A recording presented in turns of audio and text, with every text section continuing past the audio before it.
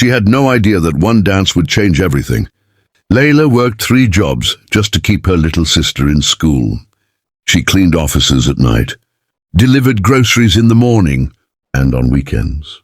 She waitressed at a banquet hall, where the city's most powerful people came to celebrate their victories.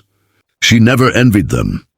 She only watched, quietly refilling glasses and carrying trays, invisible, the way poor people always are in rooms full of money.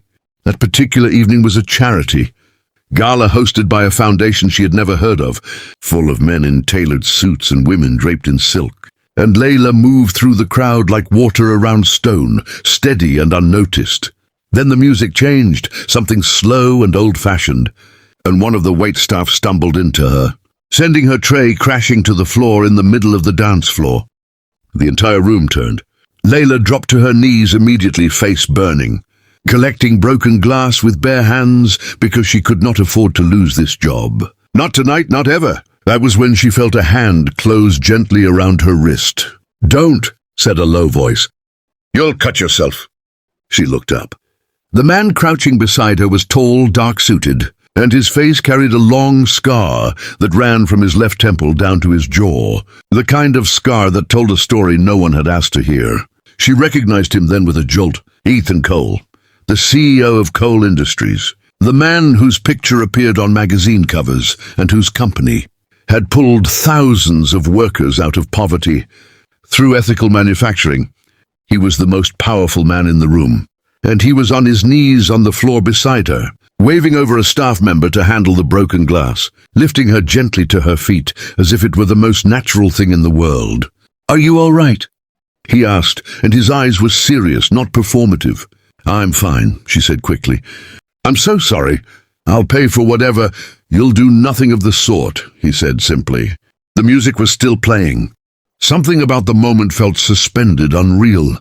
And then, because the world is sometimes stranger than any story, he held out his hand. "Dance with me," he said. "It'll stop everyone from staring." She almost laughed. She almost cried. Instead, she took his hand. They danced one song in the middle of that glittering room, and she was aware of every eye on them, aware of her uniform and her worn shoes and the red mark on her wrist from the fallen tray. And he talked to her the whole time, not about himself, not about the gala, but about her. "Where are you from? What do you love? What are you working toward?" She told him about her sister, about the school fees, about the grocery route she ran every morning before the sun came up. He listened the way people with real power sometimes do, completely, without interruption, without the restlessness of someone waiting to speak. When the song ended, he held her hand one moment longer than necessary and looked at her, with an expression she could not name. "I won't forget you," he said. She thought it was something people said, a polite nothing dressed in warmth. She smiled, thanked him, and went back to work. 3 weeks later, she received a letter.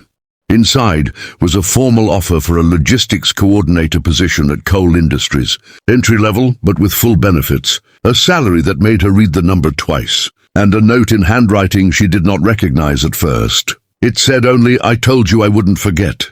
She stood in her small kitchen with the letter in her hands, and her sister watching from the doorway, and she did not cry. Not exactly. But something in her chest cracked open, the way ground cracks open in spring, not from damage, but from what is finally ready to grow. She started the job the following month. She was terrified and underprepared, and the learning curve was steep and humbling. But she worked the way she had always worked, completely, without complaint, with her whole self. Ethan Cole passed her in the corridor on her 3rd day and gave her a single nod, the kind that says, "I see you, not I own you."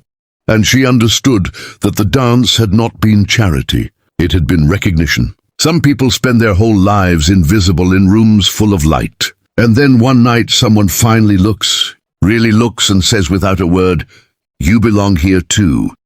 Layla never forgot where she came from, but she never forgot that night either. The broken glass, the scarred hand reaching down, and the one song that quietly rearranged her life. If this story moved you, please like, share, and subscribe to Impressive Tales, where every story reminds you that one moment One person, one unexpected kindness can change everything.